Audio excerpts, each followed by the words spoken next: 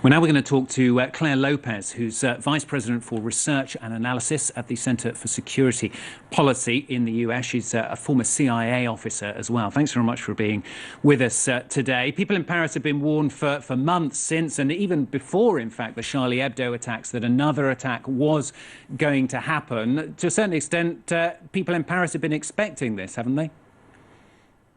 Well, I'm afraid so, and let me say, first of all, that the thoughts and sympathy of America are with the people of Paris and of France tonight as we think of the horrors that they have gone through. Yes, certainly security had been stepped up in the wake of the Charlie Hebdo attacks back in January, and it was indeed probably inevitable that more attacks would come.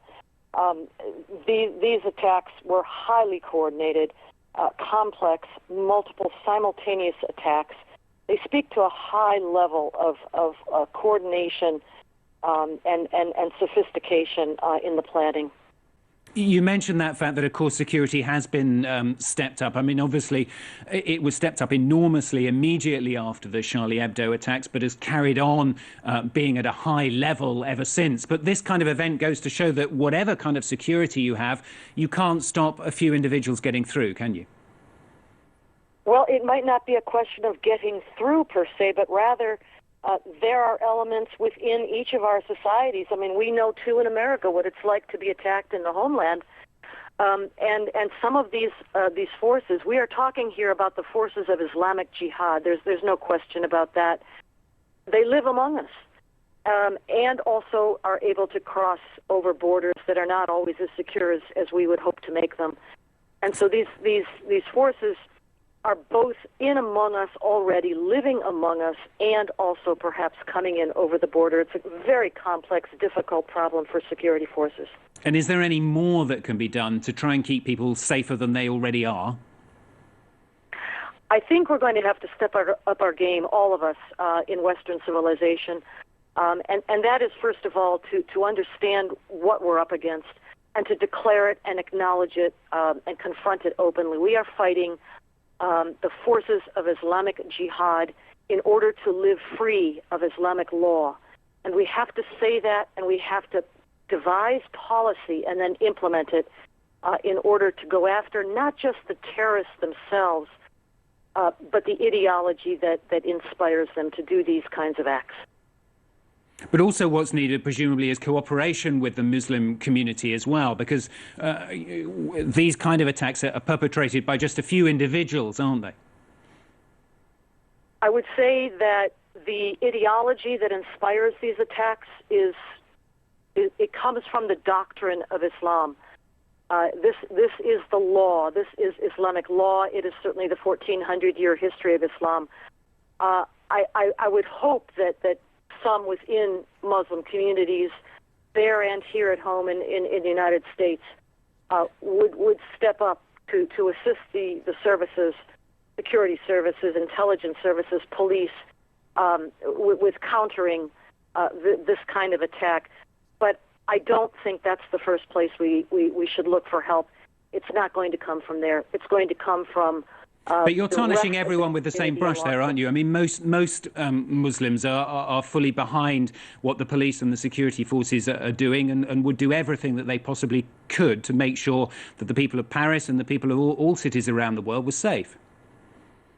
Well, I would draw a line between two things. One is the ideology, the law, and the scripture of Islam, from whence this inspiration to jihad comes. The other side of it is people, individuals, human beings who are not all devoted to jihad. They don't all obey the commandments of their faith any more than any other people obey the commandments of their faith. And a good thing in this particular case. So we have to draw the line between people, human beings, and the doctrine of Islam that inspires these attacks. And let me just ask you, as well as a former CIA officer, what you feel the police action will be now, because presumably they are working very much now to try and find out if these people had accomplices as well, and that's going to be a long and difficult process, presumably.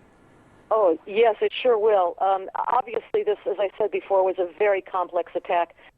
Those captured or killed in tonight's action certainly were not the only ones involved in the plot. There must have been many, many more in terms of logistics. weapons acquisition, the training, the preparation, the explosives, the suicide vests, all of that. And that is going to be a very difficult task for law enforcement and for the security services. You're going to have to do the same thing that we are going to have to do over here in America. And as I said, it's to confront the ideology of Islamic Jihad before it ever gets to the point of a vicious, kinetic attack like this. And that means going to the source of where this comes from. We cannot anymore allow there or here in America populations to live in enclaves apart, no-go zones, zone urbain social, spécial in France. We cannot allow that to happen where security services, emergency services cannot even go into such neighborhoods.